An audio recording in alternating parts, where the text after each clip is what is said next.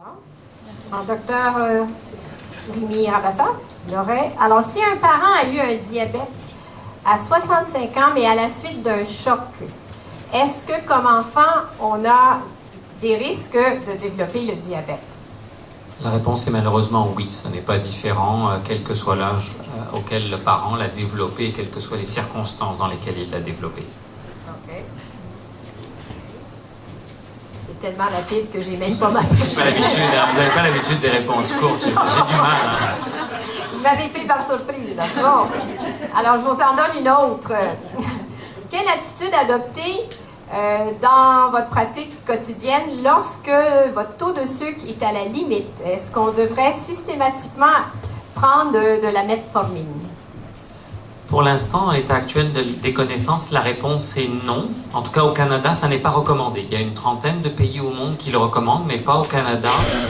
La bonne nouvelle, c'est que, comme je l'ai dit, les gens qui ont combiné 5 objectifs, une perte de poids de 5%, 3 objectifs d'amélioration de la qualité alimentaire, manger moins gras, manger plus de fibres, manger plus de fruits et de légumes et de faire 150 minutes d'activité physique, exactement dans ces circonstances-là, on réduit de 60% le risque de développer le diabète. Si on regarde les résultats d'une façon différente, ceux qui n'atteignaient que l'exercice ont réduit le risque de diabète de l'ordre de 40%.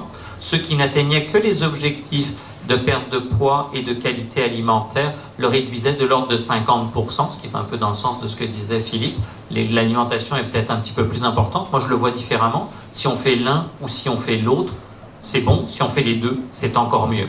Ce qui est encore mieux dans cette étude-là, et on a maintenant un suivi sur plus de 8 ans, c'est que les gens qui ont obtenu 4 sur 5 ou 5 sur 5 de ces objectifs, 150 minutes de marche par semaine, 5% de perte de poids maintenue, manger plus de fruits et de légumes, manger moins gras et manger plus de fibres, aucun n'a développé le diabète, qu'il ait été ou non dans un groupe où on a juste donné des conseils ou dans un groupe intensif, ce qui suggère que c'est pas juste retarder l'apparition du diabète, mais on est probablement capable de prévenir au sens littéral, au sens de la définition du dictionnaire, le diabète. Donc je pense que c'est vraiment ce que l'on peut faire, un peu comme Sonia disait, l'idée c'est de manger les 5 fruits et légumes, manger ce que vous aimez et manger le mieux possible.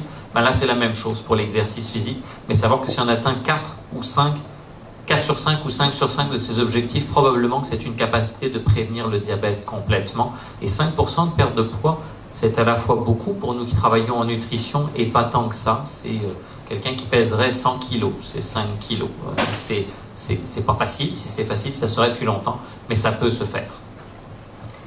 Moi, j'ai une question simple pour Philippe. C'est quoi la différence entre un physiothérapeute et un kinésiologue?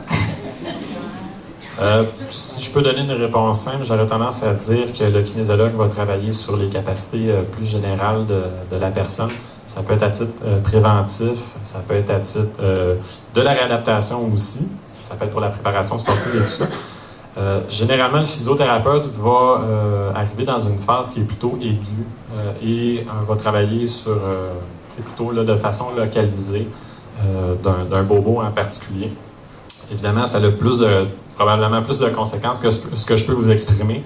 S'il y avait un physiothérapeute avec moi présentement, il en dirait probablement un peu plus. Mais c'est l'aspect plutôt thérapeutique, l'aspect manuel, quoique je sais qu'il y a des physiothérapeutes aussi qui ont des approches qui sont pas seulement passives, mais aussi actives, donc des exercices thérapeutiques qui vont peut-être se ressembler à des exercices qu'on peut faire en tant que kinésiologue aussi. Merci. Alors, Sonia Fortin, si une femme a un IMC normal, mettons un IMC de 22 ou de 23, donc poids santé, le 5 kilos qu'elle va prendre en ménopause, est-ce que ça lui cause un tort important?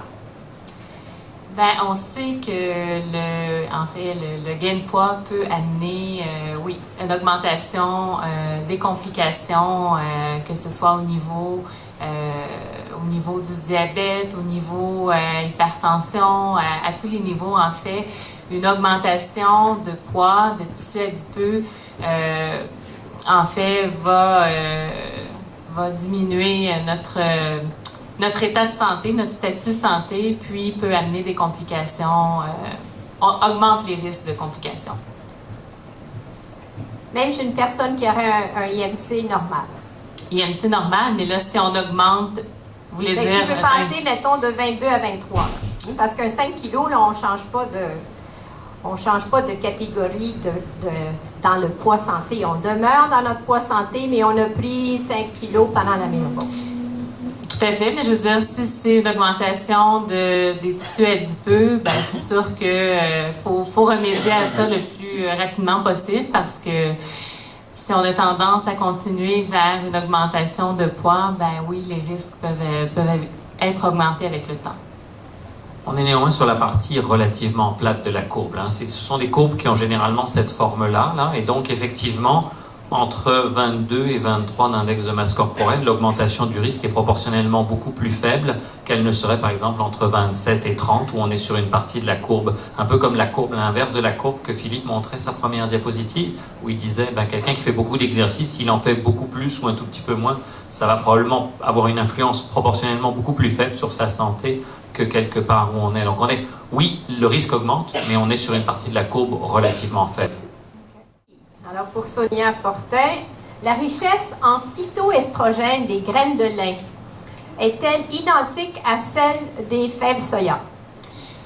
En fait, je vous dirais que la meilleure source est sous forme de protéines de soya parce que ce sont vraiment un type de phytoestrogènes qu'on appelle les isoflavones qui ressemblent le plus au niveau de la molécule de l'estrogène.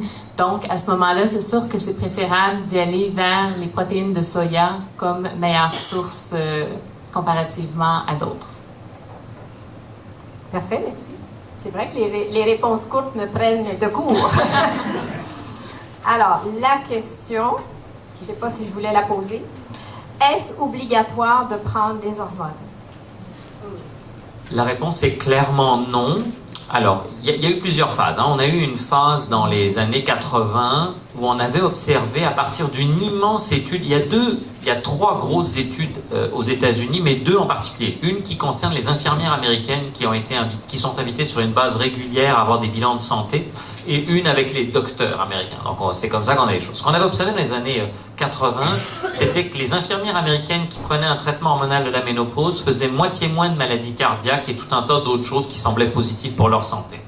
Donc il y a eu un grand essai. La façon dont les médecins peuvent vraiment répondre et s'assurer qu'il n'y a pas de biais, c'est de faire un essai. Ça s'appelait Women Health Initiative. Et qu'est-ce qu'on a fait dans cette étude-là? On a tiré au hasard des patientes qui recevaient soit une hormonothérapie, soit un placebo, donc un médicament identique. Et à ce moment-là, ni le médecin, ni le patient, ni l'assistante de recherche ne savent. Et badaboum, à la fin de cette étude-là, on n'a non seulement pas observé une baisse des maladies cardiaques, mais même une légère augmentation des maladies cardiaques. Et comme c'était une très grosse étude, comme on le savait depuis longtemps, on a augmenté une petite augmentation, c'est une augmentation mineure, mais la patiente qui le fait vraiment, de cancer du sein avec l'hormonothérapie. Donc, milieu des années 90, on fait marche arrière toute, et on ne garde comme seule indication les patientes dont la vie devient vraiment insupportable après la ménopause. Et pour simplifier, c'est la patiente dont l'humeur fluctue énormément, qui a souvent des troubles du sommeil importants, qui a des bouffées de chaleur qui lui gâchent la vie. Et on a vu tout à l'heure que l'exercice physique ou certaines thérapies nutritionnelles pouvaient améliorer ça. Et pour être franc aussi, les patientes dans le bureau nous disent des fois que la sécheresse vaginale à la ménopause est quelque chose d'extrêmement désagréable. Et donc à ce moment-là, on a gardé comme indication de vraiment traiter ces patientes-ci.